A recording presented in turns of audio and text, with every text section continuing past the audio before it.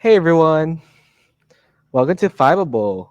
And this is you're tuning in with our AP World History Model Review. And today we're going to talk about Unit 5. So we're just going to do an overall review on the industrial age. And that includes one of our important skills that's continuity and change over time. And I'm Jed, and we have Donald over here,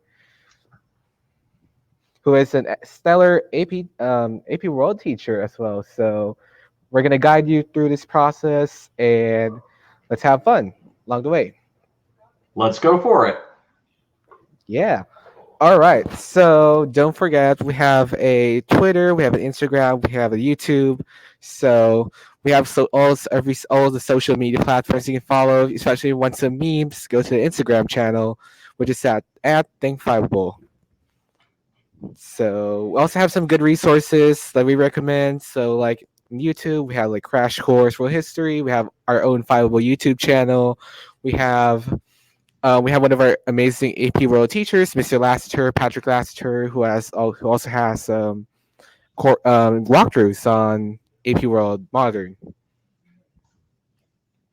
Also coming soon. This is not the last stream. This is not the first stream. Also for but they were AP World. We also have a stream of modern imperialism. So if you think about it, we're talking about the industrial age today, and I'm going to talk about it later. Don's going to talk about it later. But industrialization leads to imperialism. So like an expansion of states, expansion of empires, the growth of nations.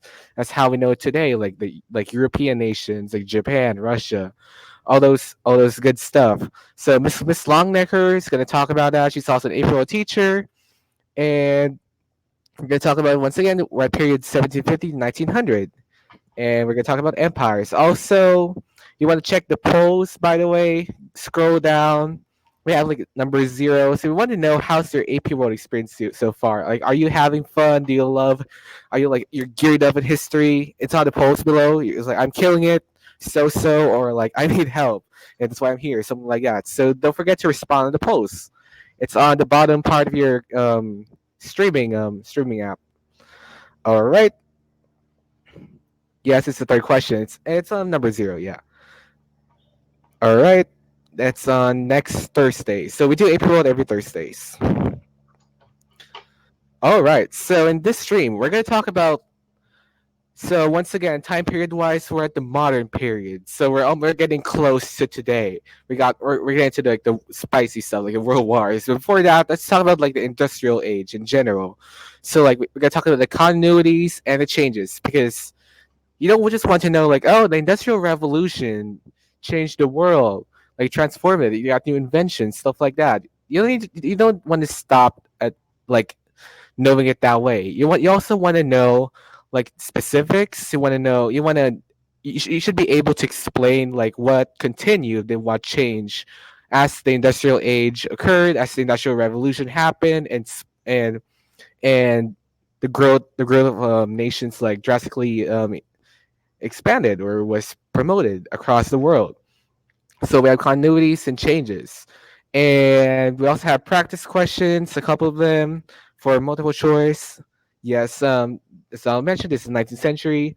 So once again, if you have some questions, just go for it and ask the question bar and just say it in the chat. Donald and I are here to help you.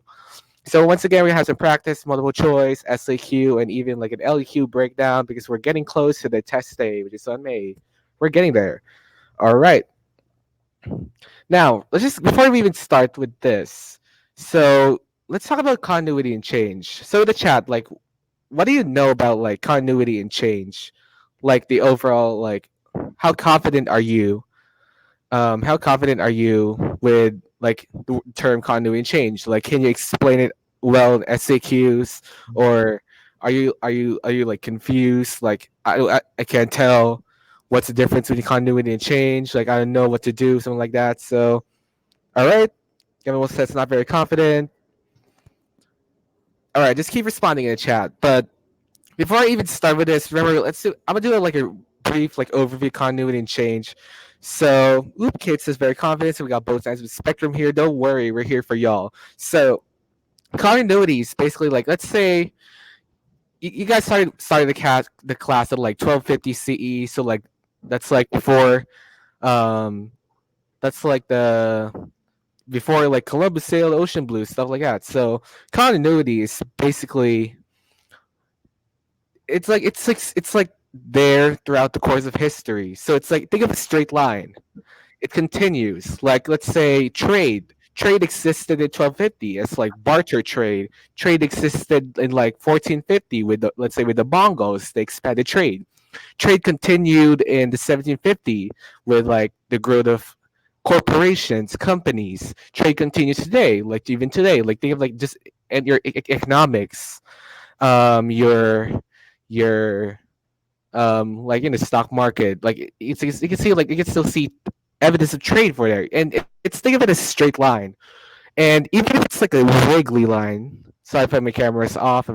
So think of it as a wiggly line, even if it's like wiggling, like it's like changing, like it's not like today's trading today. It's not the same as before, where it's like we're not doing like barter trade. We're doing we're doing like trade deals like big countries. So it's still a continuity. Like the general idea stays. So like imperialism continues. Continues of history, yes. Empires continue. Think of China and the Mongols. Think of Europe. Think of Asia. Think of Japan. Think of anything you can think of, like anything that like existed from like very back then, and it's still present today, but with a different name. So we don't think of China today as the Song Dynasty. We know them as just the People's Republic of China. So that's what a continuity is. It's like a general idea. Think of a general idea. Think of your AP World themes. So politics, empires continue, something like that.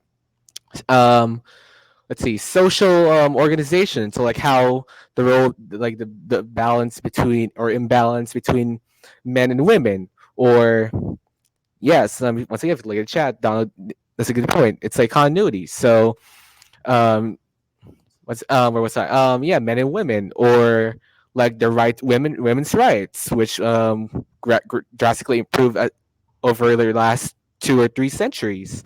We have like interactions between environment. There was the you can connect it to current events. There's still the plague.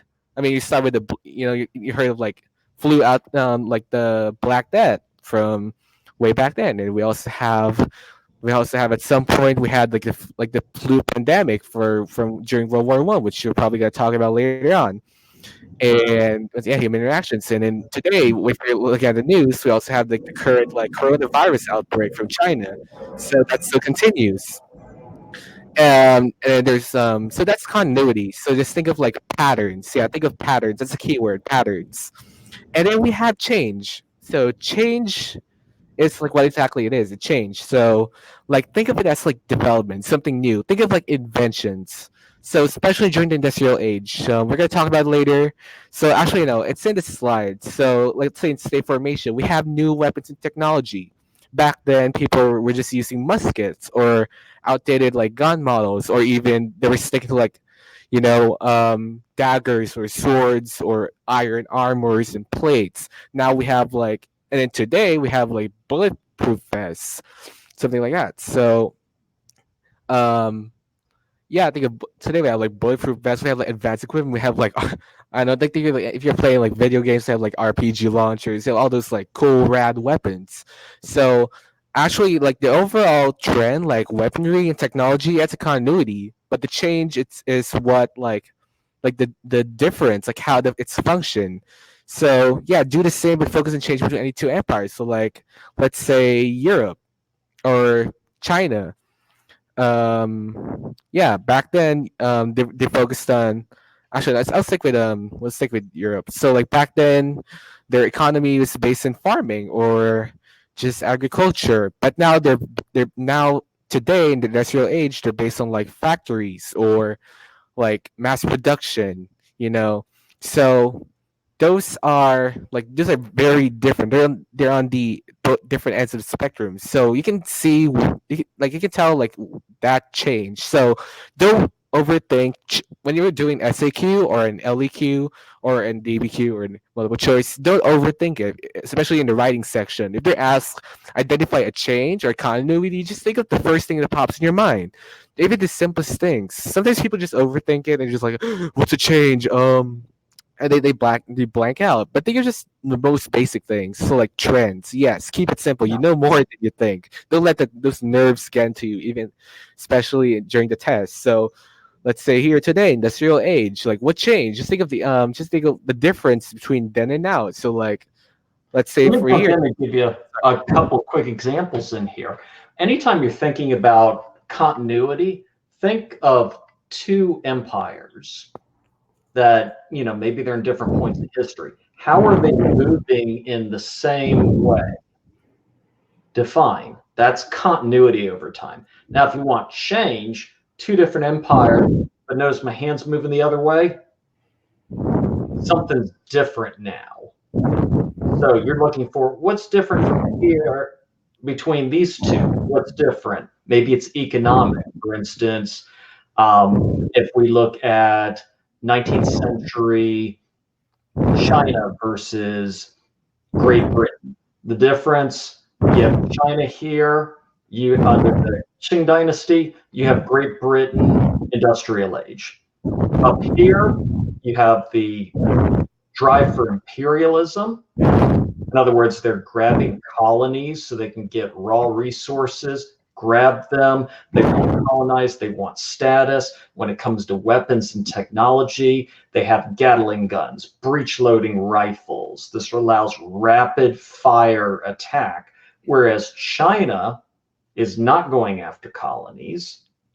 They're not industrializing anywhere on the level they are. They're not colonizing others. In fact, they're becoming the colonized. So China, right here, Great Britain's going to step in and colonize parts of China. So China will stay independent, but the difference is Great Britain is the colonizer. They are experiencing some colonization. So that would be an example of differences. And I just gave it over factories, over weapons technology, over focus on colonizing versus being colonized. Are you the colonizer or the colonized during the industrial age? If they're going in the same direction, you could have examples such as Great Britain and France. Both had high-level factories. Both were competitive in innovations. Both were weapons technology, breech-loading rifles, cannons, Gatling guns, machine guns, these type of things that gave them a major edge, and both made a leap in Africa and Asia to take over large areas. So that's your continuity. Okay, so yes, we could definitely, Sonny, look at continuity and change over one empire or state over time. So absolutely. Jed, I'll turn it back to you. Yeah, so just to add on that question, yes, you can definitely do that. Personally, I usually look at when they usually you would like stick to either the not stick, but I usually think as I was last year, I stuck to the like the two empire comparison. But if they're like too similar, and you're like, how am I supposed to gauge what continue? You can just look at the history of the empire. This is do chronological. So you can do, once again going with the China example, China from from 1250 CE to, and then there's China 1450, China 1750.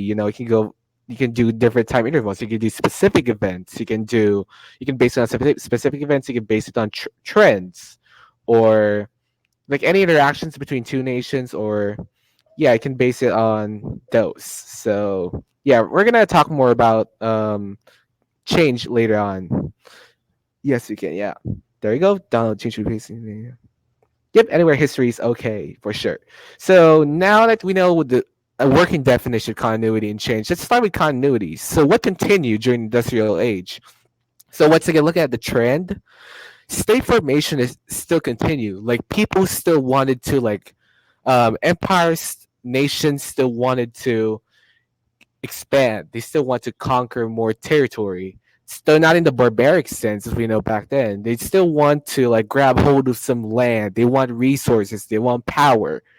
All those common reasons you have. You would think of an empire.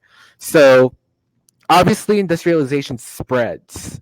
So if you remember, if you can recall, the Industrial Revolution starts in Great Britain, but it's kind of a domino effect, or like it just it just reverberates throughout the globe. So it starts with Northern Europe, and then U.S., and there's the U.S., which is interesting because back then Great Britain didn't want anyone else to know to know like blueprints of inventions. They don't want to, so they isolated people within the country. But I forgot the name of the guy. But there's this one important person who you need to know his name. But there's this one guy, this one inventor who fled to America, and he started his own he jump started the Industrial Revolution from there. But yes, it started because it started in Great Britain. Once again, it was a recap because of their position. If you remember, if you look at a map, Great Britain, it has like a vast coastline around it. It's like it's on the coast. It's along the coast of Europe, and it had all the colonies. If you remember, it had America at some point. Remember, 13 colonies, all those stuff. It had all the colonies across. It had India, across Asia, across even some parts of Africa, and little in South America. But anyways, going back, the industrialization or industrial revolution spreads eventually to the U.S., Japan. It actually came through with the U.S. and then there's Russia, which makes sense if you think of today, which is also a good way of thinking, backward thinking. You can think of today, like, oh, why is the Soviet Union or Russia? Why is it so making a huge impact on global politics? If you think about it, it started here. It's one of the major players in industrialization. But for me, I put the U.S. and Japan bold because that's the one like. Those are the top two you want to remember, and you might also want to remember Great Britain because it originated there. But for me, I would remember U.S. Japan if you're like your brain bank is full. Yeah. Oh, exactly. Japan is the outlier to all of this because most of Asia is not only they're industrializing, but they're not industrializing at a very quick pace. Whereas you see, it starts with Great Britain, then it's going to move to France, Prussia, it's going to move to the Dutch. Trust me, the French are going to catch on fast. The United States, the saboteur walks it over, and the United States goes, fantastic. We have more resources than Great Britain. We're jumping on board. And then as we continue through, it'll even spread into Russia. You're going to see it move into Eastern Europe. But the biggest place you're going to see it that is unique is Japan. Japan, because of the Meiji Restoration. So if you're looking at the picture right there, Emperor Meiji, and he is going to say, look, if we stay this way, we're going to end up like China and other places. We will be carved up by colonizers, or we will be colonized completely. So I'm choosing to industrialize, and we'll become the colonizers of Asia. So Japan is this kind of interesting toss in there, and where Japan, it will step into the 20th century and become a major industrial and later a war power. Spoiler alert, World War II.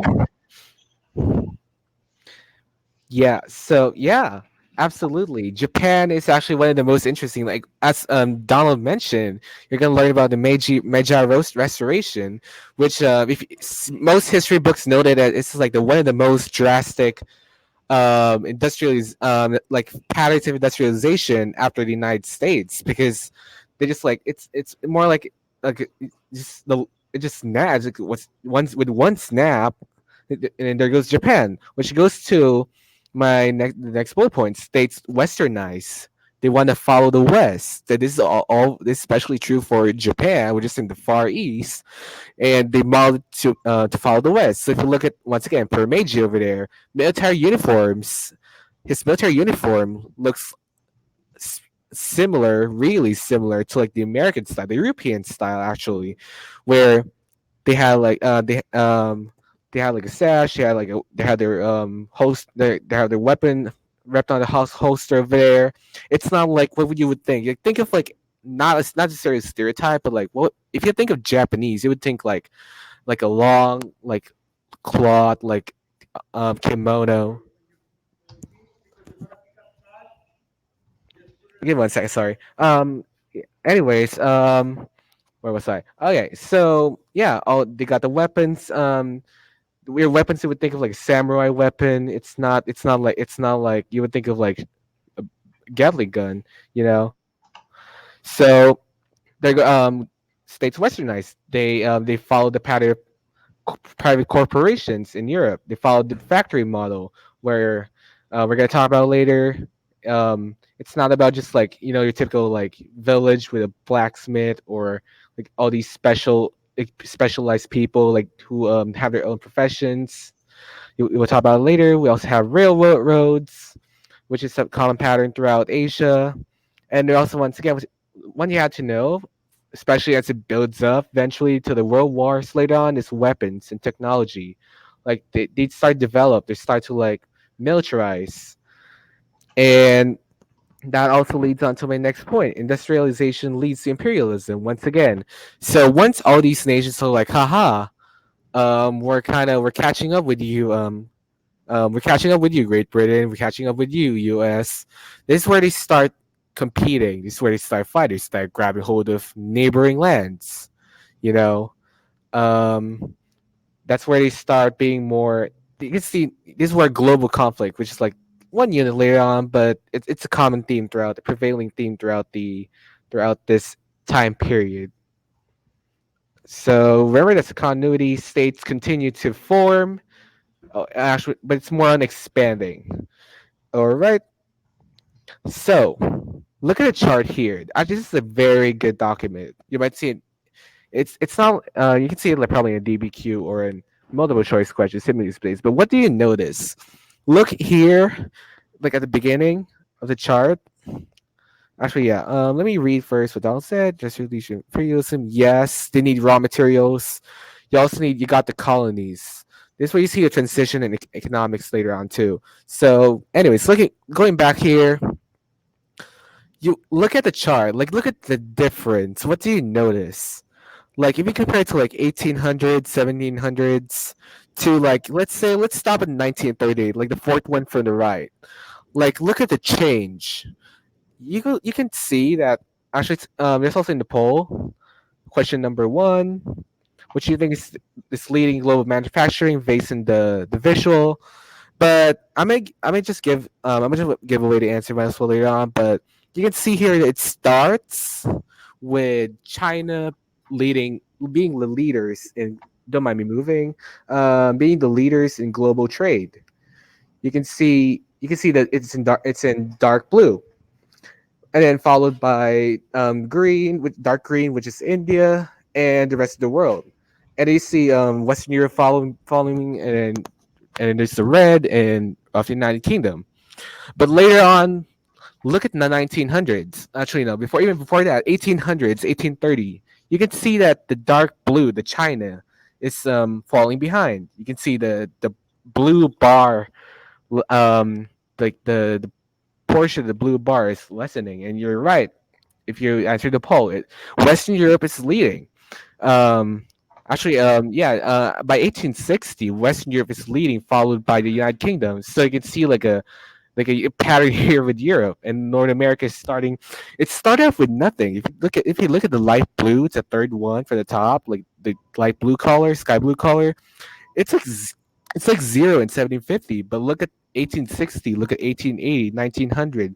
Moving forward, North America is like growing.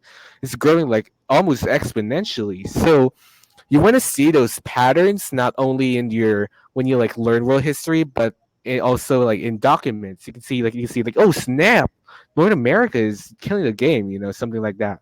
A So great way to look at this, and just to add in, Jed, is when you're looking across at a bar, on the right-hand side, look at each different color and figure out what it is. But instead of looking at them all at once, what I would do is first figure out like the brown one at the bottom, rest of the world. Look at the trend for it alone. Then go Indian subcontinent and you'll look at that trend. Then East Asia. Just take a quick glance at each, then come back and see the bigger picture. That way, instead of a bunch of colors getting thrown at you, you each one see an increase, decrease, increase perhaps, and then when you've gotten to the top, then you look at the whole thing and you're able to see the big patterns. In other words, you're looking for on here changes over time. So if we were talking about changes over time from 1800 to 1900 alone, we're going to see a massive change in Western Europe, a humongous change in North America, exponential growth. Just in that 18 and 1900 alone, we're going to see China decrease. We're going to see East Asia hold about the same. Indian subcontinent is going to almost come to tiny bit, and the rest of the world's going to get pushed down. And also another thing to notice, the United Kingdom by 1880 is enormous in its power by itself. 1900, it's going to shift a little bit, but decrease, but it's a massive, massive change. So you're just looking at this chart and example, what things stayed similar, and then what things changed. And we could go United Kingdom, massive growth in industry, Western Europe, massive growth in industry on the continent, United States, North America, Canada too, exponential growth. China, so China is going to decrease. So that's a change we're seeing. Okay, great question. How did the Enlightenment ideas lead to the reforms? Well, let's go into that real fast. And then I'll touch the first part. The Enlightenment opened up the old Greek, old Roman ideas. Now remember, these had been preserved by Muslim societies all through the Middle East, Northern Africa, Western Asia, Eastern Europe. They had preserved all this stuff. And so during the Crusades, Christians ran into Muslims. They presented this stuff. I'm like, oh my, we bring it back. And then you're going to see with trade starting in Italy, that's where you see the Renaissance come into place. The Enlightenment led to the reforms because the Enlightenment not only empowered individual people with principles of equality, liberty, fraternity, or as we know it, life, liberty, property, or as Thomas Jefferson does it, life, liberty, and the pursuit of happiness. The Enlightenment allows that inquiry. It takes the boundaries off. It says, okay, religion, you can't control where I get my knowledge. I'm going to seek it, scientific revolution. I'm going to seek science, philosophy, Greek, Roman areas. And that type of coming up from the Renaissance and the scientific revolution is going to open the Enlightenment. Then, because of that, that's going to open doors for Great Britain with the right resources to begin to industrialize, and then Western Europe and the United States is going to follow, and then farther in the 1800s, Japan will pick up on this. So let me get to that second part real quick. And let's see, I'm confused because the wealthier people want to keep all the power. Yeah, they want to keep their wealth coming. They want to hire people, pay them the least amount possible so they can sell their goods for the best price and make the most profit. People want to make more money. Sounds counterintuitive, but that's how it works. Now, let's look at Karl Marx. Karl Marx wanted to help lower class people have more rights because he saw the abuses going on in factories with workers. And actually, Jed, I know this is going to come to another slide, so I'm going to pause here and I'll wait till we get to that slide and we'll jump in. But yeah, they make a in a nutshell, the Enlightenment Ideas led to reforms because it allowed people, once they read of these ideas, like let's say life, liberty, pursuit, of happiness, when they read like, oh, look at these values that these people, these Enlightenment thinkers are promoting. And I'm saying it's like, imagine like I'm some guy from another country, like from overseas, like in Latin America or the U.S. So like, what are we doing? Let's challenge the government. So that's where you get the revolutions, and eventually revolutions. Usually the government's like, you know what? This is gonna be a drag. Let's just please them, you know. So this is where you get the reforms. This is how they directly are connected. But once again, we're gonna talk about this in a later slide. But Donald made a good point, lots of good points on how they're connected. Hold All on to right. Karl Marx. We're coming. We got a slide. Yep, we got him. We got Karl Marx. Okay. So urbanization, or this is like a specific terms, and just think of like the root words. Once again, if you look at AP World vocabulary words, try to look at the root word. So it's here it's urban. So urban, city life. So it's kind of related to that. So urbanization is the growth of cities. So that's where revolution happens. Factories are built, but how do they come to existence in the first place? So populations increase, um, because now these cities are like, hey, we have lots of work here, so they attract country folk and immigrants who then move, who settle in. They get their jobs, get paid. So this is where you see an increase in population. You see more densely populated cities. If you think of it today, like think of New York or Chicago, all those like major cities. So think of it that way. So all these people from the country, people from like other countries, they want these job opportunities. Maybe because maybe in Northern Europe, it was in their work, their like careers were not the best, or in making money or just making a living in the long run.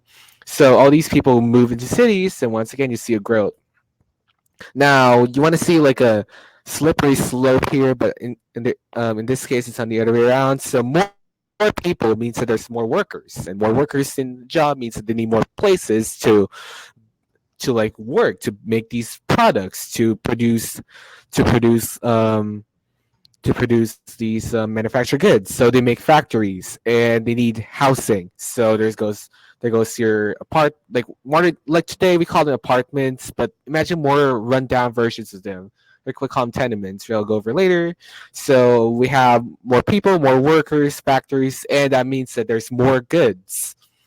So A, that a key part to add on is another thing that's driving people into cities is massive advances in agricultural production.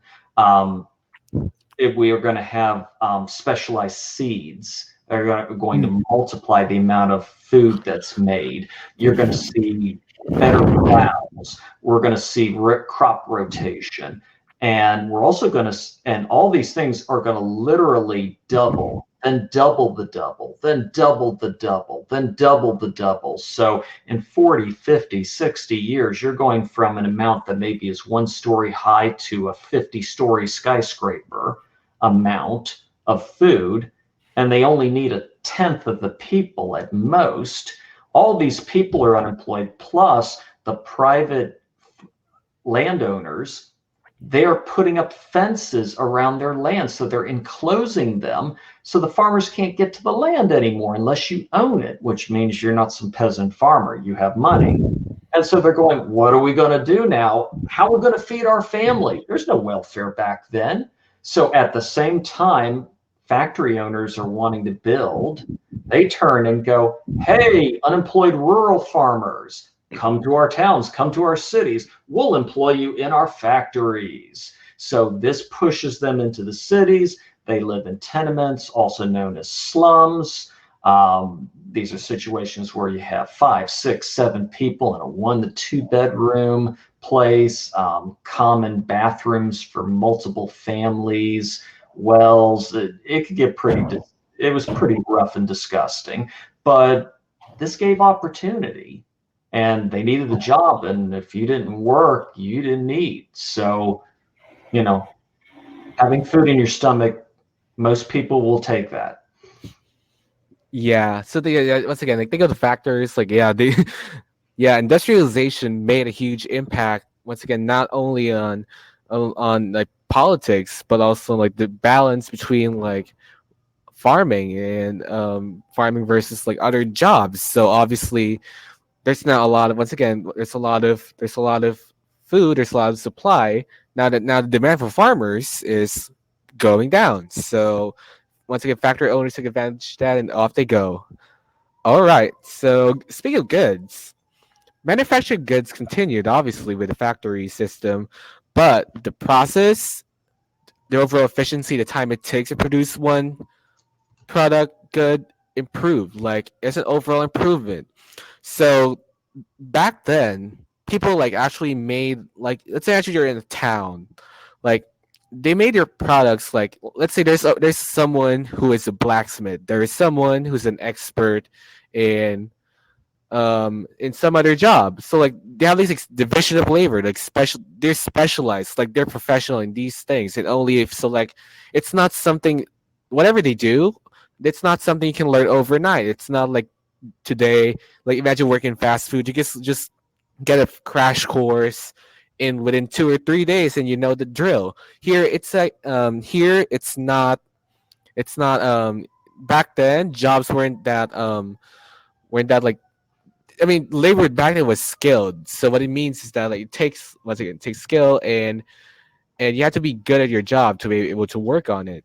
So goods today, once again, industrialization, factories, more people working, and as long as you're near a city or actually with the development of railroads that can transport goods across the country, goods are more accessible. They're not available in most markets. It's not like you have to wait for months to like get that. Imagine like Amazon, like old day Amazon, where imagine you had to wait for like months to get like that prized bag or purse from another country like China. Think of it that way.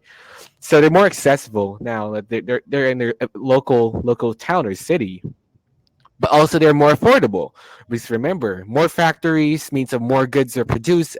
Like the rate of production is just skyrocketed. So instead of producing like imagine you're a shoe company, instead of producing like 5 shoes a day, like five or like 30 pairs of shoes a day. This went for like hundreds or even thousands. So um there you go. And there's also more variety of goods. Uh, once again, this is where like all the inventions happen. This is where all the people are like, hey, let's think of new ideas. Like now that they have more time, like not time, but like they can use more resources now. Like back then you can't use fossil fuels to like supply energy to like power plants. You only had to use like what you had back then, like the precious metals or or other resources. So there's some more variety now. Whether of goods, whether they're imported or made locally. So there's a question with Flora in the chat. I'll let Donald answer that real quick. So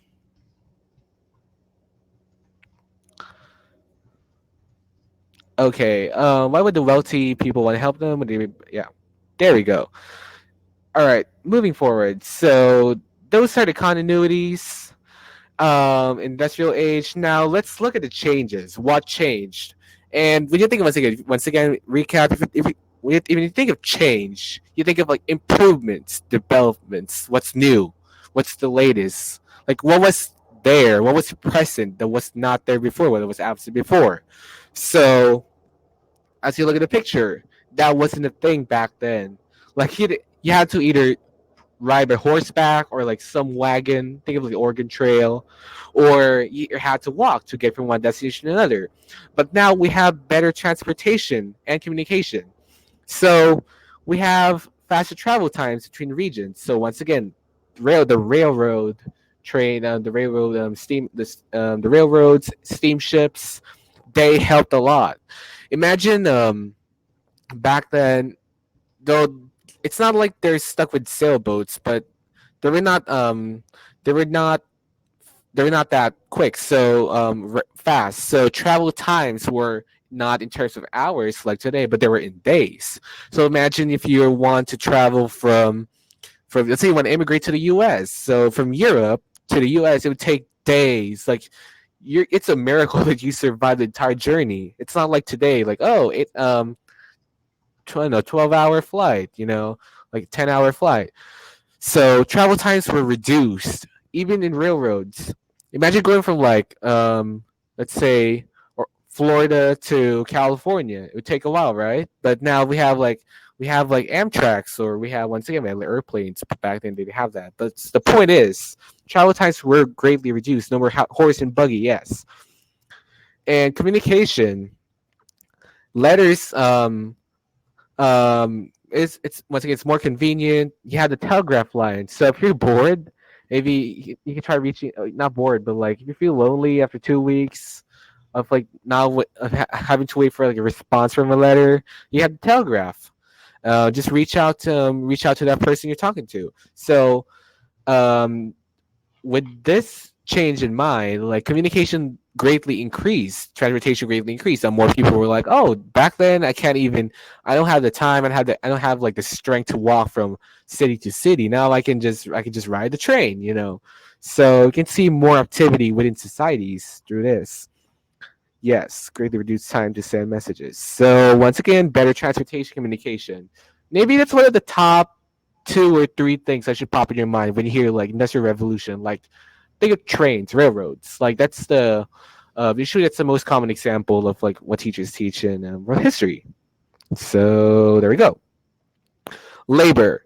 So once again, urbanization. All these farmers are like, oh man, these factory owners want us to work, but we have a living to make, so might as well. So these mass migrations, once again, like the factories, it's a new system. Instead of people making their own products at their own homes, like um or like city halls, stuff like that. Now they have like a singular place where they made these products, and we call them factories today, where all these workers come here, working machines, operate machinery, and makes the products all day. So this is where the assembly line starts, where workers do the same tasks for 8-10 hours straight. That's because so once again, industrial revolutions, we have these new inventions which are machines, and machines are meant to like make things more efficient, make the workplace more productive. So now they don't need more human beings to like make that shoe or pair of shoes. So when they have a machine can do it for like 5 minutes. So um so they had it so now factory owners had to think how are we going to make these people work. So they do the assembly line where these people like facilitate the machinery to make sure they're doing their job. Sometimes they did some stuff too, but mostly they were just there to operate the machines. So now they had to do the same job once again for hours and hours, because once again you don't need more shoesmiths when you can have a machine that can do the same thing for way faster rates. So this is where the scaling of labor comes into place. So once again, you don't need shoesmiths. So that means that I guess high turnover rates means that you can get easily more easily replaced. So that's because you can train the same person. Imagine, think of fast food, actually, like a modern day analogy. Like you don't need to like have them like have them like work for you under, not work, but like you can train every, like out of 100 people, you can train like most of them to do the same job at a short amount of time. You can just give them a crash course once again. It's not like being, let's say, think of it being a doctor. It's not like you grab 100 people and only one of them is a doctor, so you need him. In this case, with the scale of labor, you have all these people you train. So that means that if this guy, if like guy number one, like complained, he was like, "I don't want to work. You guys are unfair." Well, there are 99 other people who can replace him on the job. So just fire him. That's a sad reality during this time period. Like, it was hard for laborers. It was not hard. It was hard for laborers to maintain your jobs, especially if especially if they're like if the like the standards of working are like unfair and humane. Like they had no choice but to like stay. They want to make a living because that's sad reality, you know. So there goes the factory system. It has its pros and cons, and you can, as you can see, it's a major shift from old style to new style within the factories. And we had the middle class. So I think Flora kind of mentioned this over it was like over the rich and the poor. So the middle class. So now there's more people, and you can see what back then triangles either you're part of the rich or the poor. So with more people, with more like within urbanization, it's kind of getting like there's an imbalance a or a like a conflicts between like more conflicts between the two groups because the rich people were like, oh, just new inventions, let's just use them or just chill out, and all these people, all the poor are like working in factories all day, struggling, stuff like that. So it's not the middle class is kind of it's like a blanket term. It's not like some guy just stood up like, hey, let's make the middle class, make things easier. No, middle class is just like it just means like they're like labor career wise, like you're not part of like the laborers who work in factories. Like you like rose up the ranks, but you're not as rich as the wealthy. You're not as wealthy as the wealthy people. So usually these fall under the small business owners.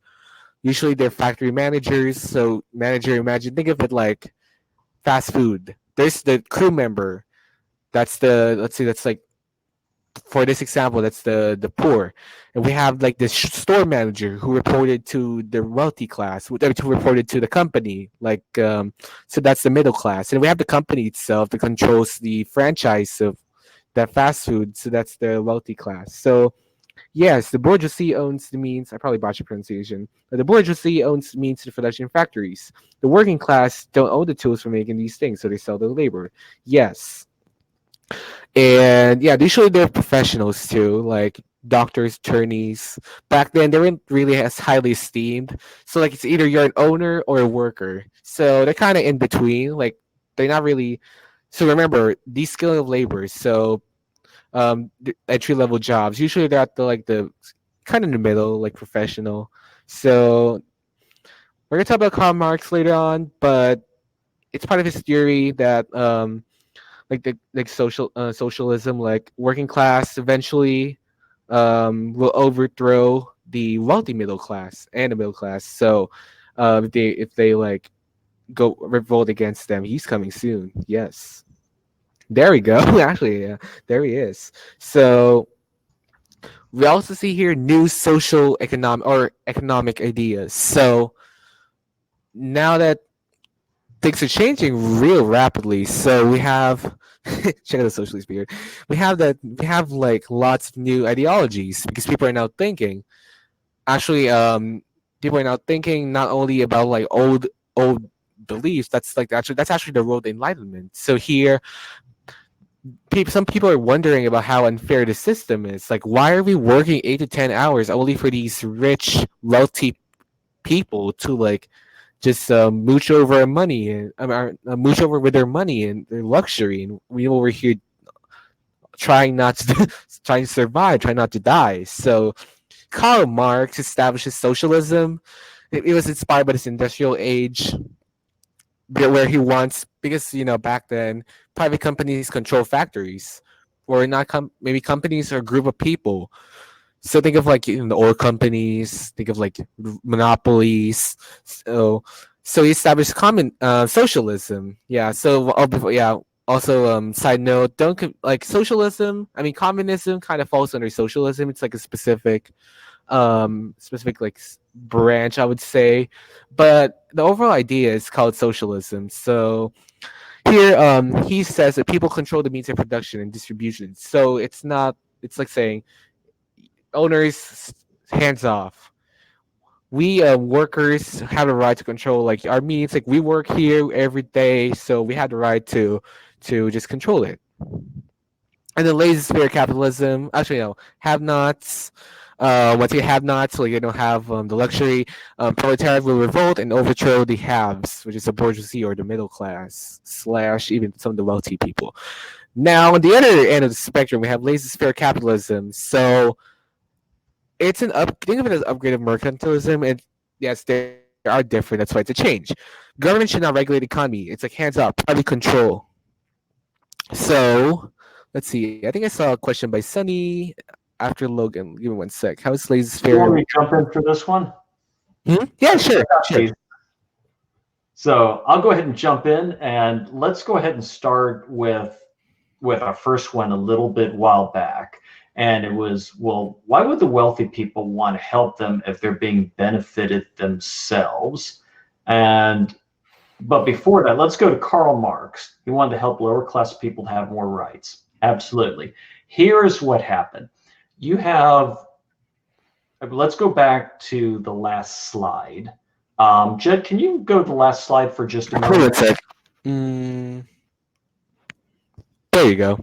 Fantastic. Thank you.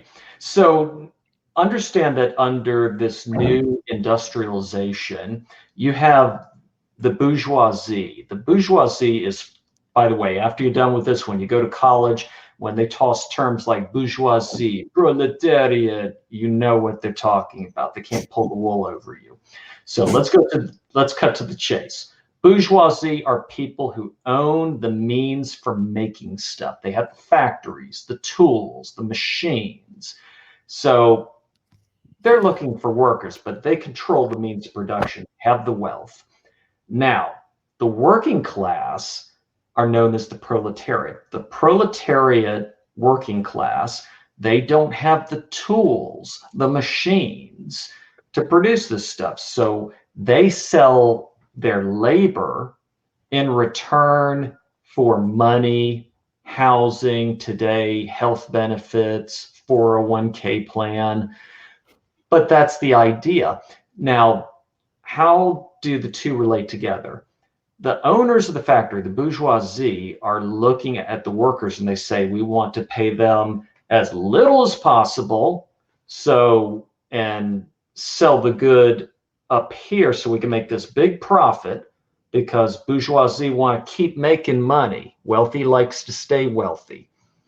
Now, let's go to the next slide with the idea that the working class, the bourgeoisie is going to tell the working class, the proletariat, they're going to keep their wages down as long as they can and work them as much as they can, because that way the wealthy can make more profits.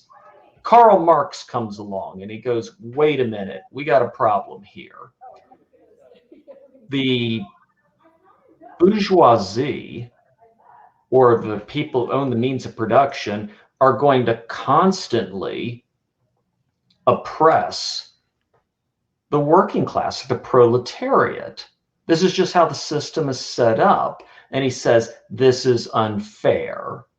So he advocates, in this slide, a more revolutionary socialism, which sometimes gets referred to as communism. Here's how that works, is that he's going, look, the only way we're going to have fairness is that if the working class, the proletariat, you rise up and you overthrow the bourgeoisie, the people who own the means of production, and you let the state take over the means of production, and the state would control it and allow people ideally to work equally, to each according to their means, to each according to their needs. So it would be this idea of the state coming in and controlling that. So let me look down real fast at the other question on here. Now, how is laissez-faire different from mercantilism? All right. Mercantilism determined that in order for one group of people to gain, you have to take from another. There's only a finite amount of wealth in the world. And if you're going to grow your wealth, somebody's wealth has to go down. Now, laissez-faire capitalism in the industrial age, they've changed their premise. They believe that wealth is creatable. So, in other words, there isn't a limit on wealth. Wealth can be created, and we do this to this day. We create wealth.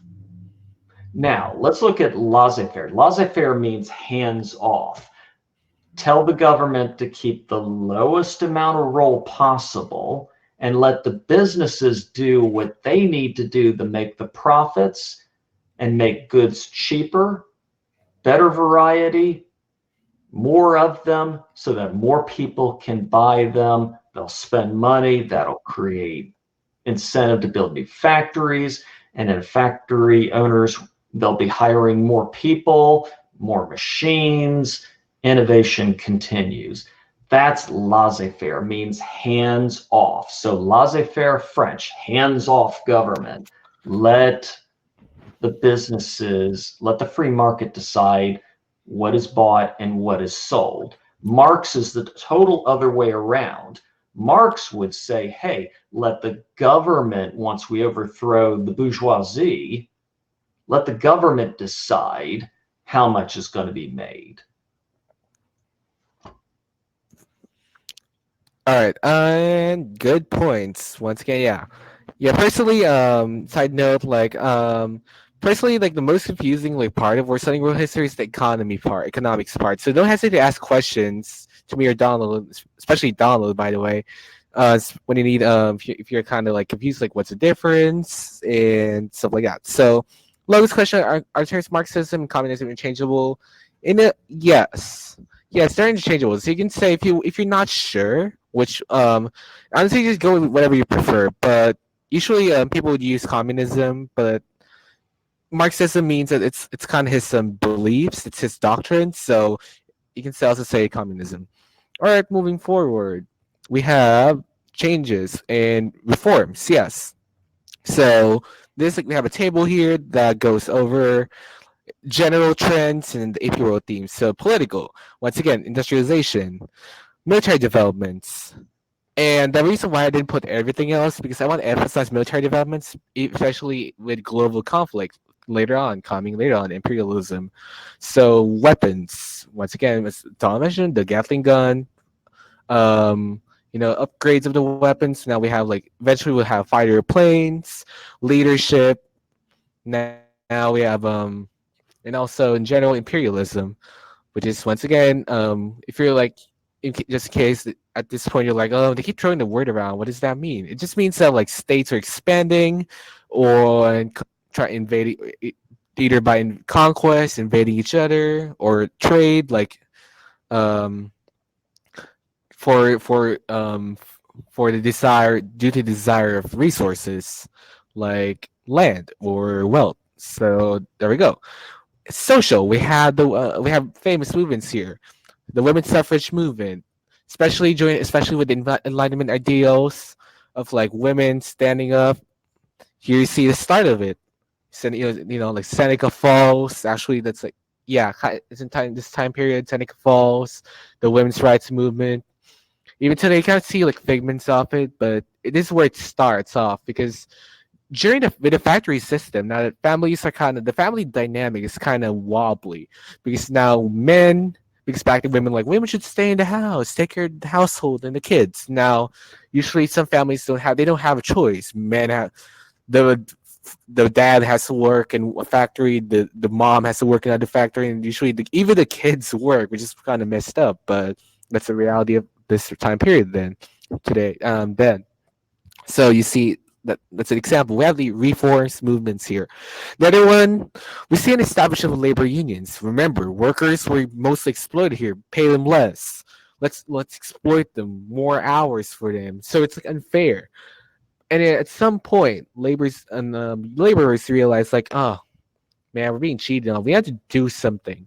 And they realize the value of strength in numbers. So they form unions where they negotiate rights, fair wages, hours, money, stuff like that. And most of the time, usually they succeed. And what do you call this? Yeah, so they band up against these against the owners. Economics.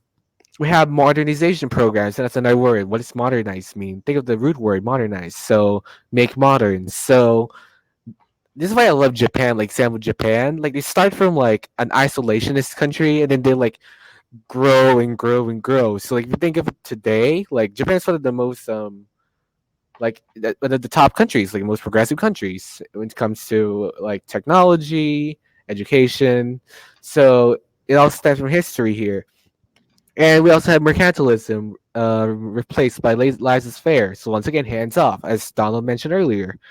So there we go. So that's like a brief overview of changes besides like reforms. Actually, yeah, they kind of overlap with this ideal new ideologies, technology. Those are the ones I mentioned earlier. So that's pretty much our thing. Do you guys have any questions, concerns?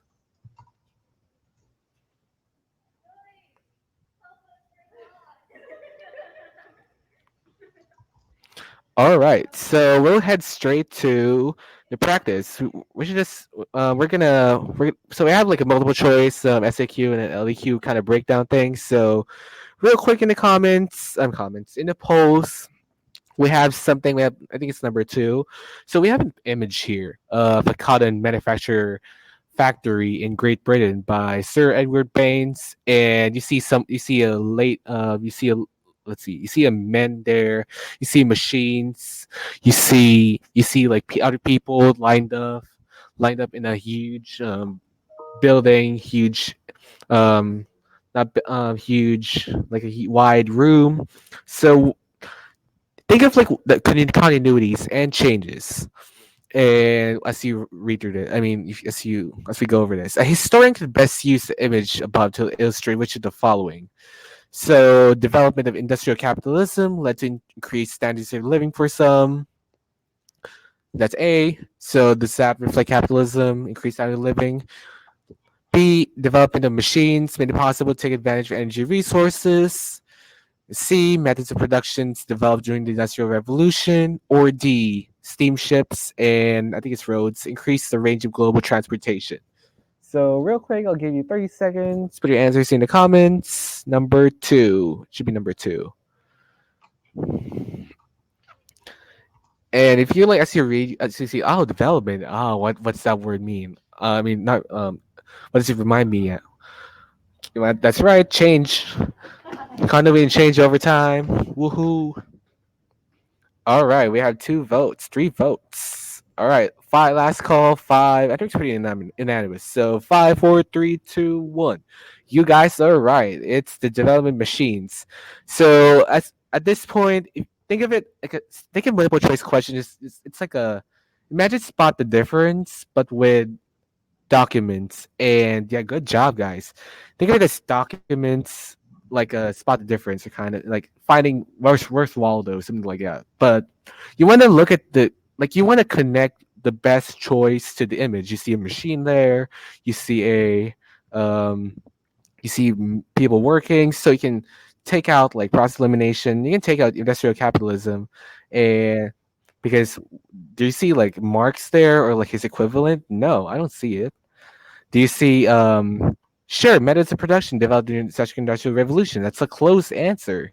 But usually I'm like specific. My approach is I'm kind of specific. Like, are there like a lot of like is there like a variety? I imagine different scenarios. There are a variety of methods. Is there a variety of ways people are producing things? No, they do it one singular way. So I could put this a maybe answer, but it's definitely not roads and steamships. So once again, machines like what I see, like you look at keywords, and you see machines were used to like take advantage of energy resources. So good job. Same document. We have a question here. Identify one social. You can just write it. You can just type it in the chat. So for A and B. So Warren is asking for a social continuity. So think of what we just talked about earlier. Social continuity before and after the Industrial Revolution or the Industrial Age. Think of it. You see also like a hint. There's a woman there. So I didn't get too much, but yeah, that person's kneeling over in the middle of the picture. There's a woman. So hint hint.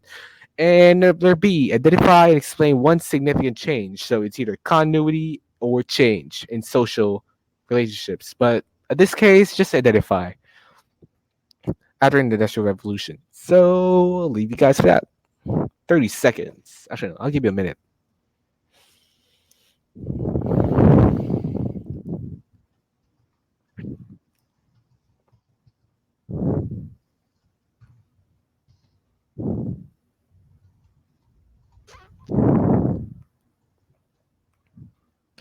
Also, if you look when you look at SAQs, you want to highlight keywords. So like here, if usually the AP test is not even underline it, but continuity, change, those are immediate keywords because you will want to miss the question. Answer the question. Don't stray away. Instead of saying like, "Oh, there's a lot of continuities, but what changes?" That doesn't answer the question. You want to identify continuity and look at the category social relationships. So, yep. All right. So for a good answer would be like what I would say is that women were still pretty limited. Like middle class, yes, I did mention that it's kind of an exception. I did mention that women had no choice, but that's usually for the working class. Think of the wealthy class. Think of the women, the wealthy class. They still stay at home because I mean they're already wealthy, man. I mean, you don't overthink it. Don't overthink it. Don't make it so extra complicated. So that part of the over argument, just say when we're still at home. And for B, social specific change. Remember the triangle? And it's not just about women in this case, social relationships. That's right, the rise of the middle class. Hint hint. So once again, that we see like development. You can also connect it further if you want complexity, maybe. Let's see. So economy, Western. Yes, Westernization. That's a good answer. Example of Peter the Great. Oh yeah, that's actually a good fun fact. Now that I remember, I was like, who was it? Yeah. So Peter the Great. Actually, the Westernization is a good answer. Also, alongside women. Change in social relationships. Once again, the middle class. You can say that. You can say demands for social reform with the rise of ideologies. Socialism, Marx. Um, like yeah, I can connect those to social classes. So there's that.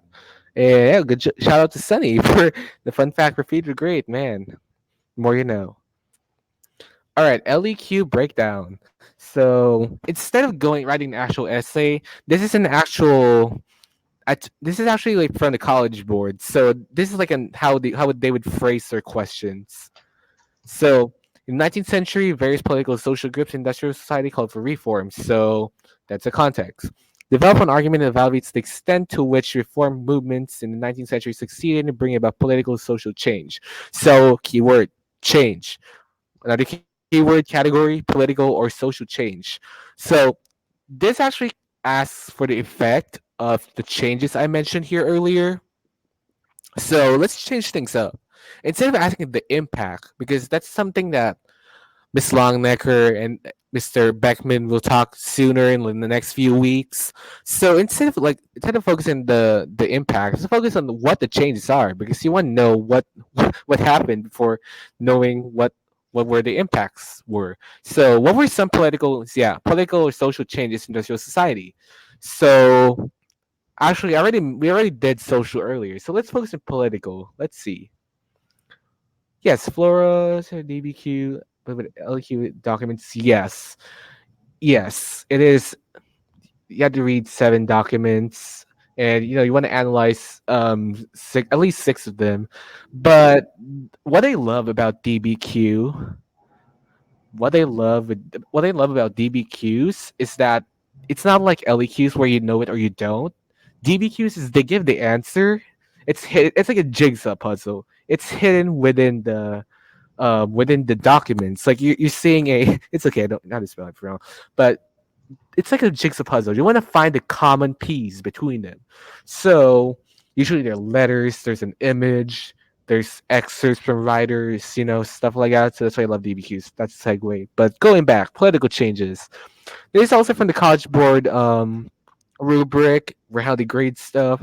But if you want the point, like you want to be spot on, there's like summary form we went over earlier, but we're going down the list. Development technology, railroad, steamship, telegraph lines, the spread of industrialization from Great Britain. That's a political change because states are able to modernize and ultimately become more powerful in the long run. As follows: Northern Europe, US, Russia, Japan, new social classes in societies, the middle class. We also have so, philosophies, once again, socialism, laissez-faire capitalism. We have social reforms, once again, women's rights. Women's right to vote, labor rights movement. Um, like even you can even argue the hypothetical proletariat revolution. We also have social ideologies. Actually, no, they kind of overlap. Yeah, movements, reforms, ideologies respond to the abuse of industrialization. So once again, Karl Marx. Think Karl Marx. He's the man you want to know. Socialism, communism, and all those other variations later on down the road. And we also have specialization of labor, de-skilling through the factory system.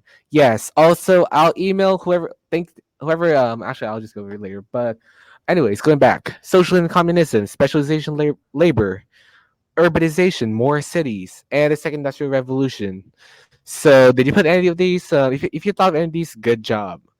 And so, do you want to add more anything, Donald? Let's see. So we're looking through. I was just filling in some things for people. Um, we got the industrial technologies. You see industrialization moving into Northern Europe, United States, Russia, Japan, new social classes, new social and economic philosophies. We'll go through the various social reform movements. This is where the women's suffrage, right, the vote movement begins.